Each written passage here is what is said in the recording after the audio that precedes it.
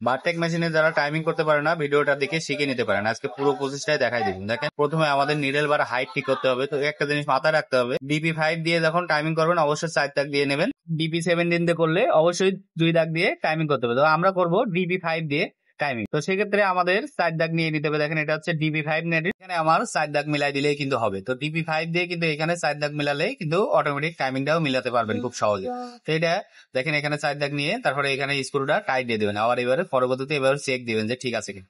তো এটা ঠিক থাকলে পরবর্তীতে আমাদের তো এরপরে আমাদের ক্যারিয়ারটা লাগাই নিতে হবে। লাগাই নিয়ে তারপরে নিডেলের সাথে অ্যাডজাস্ট করতে হবে। কিন্তু এখানে অ্যাডজাস্ট করার সময় অবশ্যই নিডেলের আয়ের যে সমান সমান আছে ক্যারিয়ারের যে মাছ বরাবর যে খাঁজটা এখানে মিলাই দিতে হবে। দিয়ে অবশ্যই 4 মিলি স্ক্রু দিয়ে আবার টাইট দিয়ে দেবেন হালকা। তো এরপরে দেখবেন যে ঠিক আছে কিনা। দেখেন এখানে আয়ের কিন্তু নিচে আছে, এইভাবে মিলাবেন। দেখেন এখানে কিন্তু আয়ের নিচে আছে। অবশ্য নো টাচ নো গ্যাপ দিয়ে 0 0 ভাবে মিলাবেন। তো মিলানো হয়ে গেলে এরপরে শেডেল আর নিডেলের ডিস্টেন্সটা ঠিক করে নিতে হবে। দেখেন এখানে কিন্তু শেডেল আর নিডেলের ডিস্টেন্সটা হবে 3 মিলি। তো এটা কিন্তু অ্যাকুরেট 3 মিলি দিয়ে তারপরে এখানে একবারে ফুল ভাবে টাইট দিয়ে দিবেন।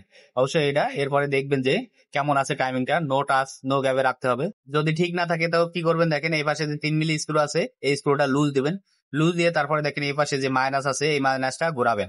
ঘোরালে কিন্তু এখান থেকে খুব সহজে আপনারা হার্ড ও নর্মাল করতে পারবেন টাইমিংটা। তো টাইমিংটা রাখার নিয়ম হচ্ছে 0.1 মিলি গ্যাপ না হলে মোটা কাজের জন্য একটু ফাঁক করে দেবেন 0.8 মিলি। এটা হচ্ছে স্ট্যান্ডার্ড।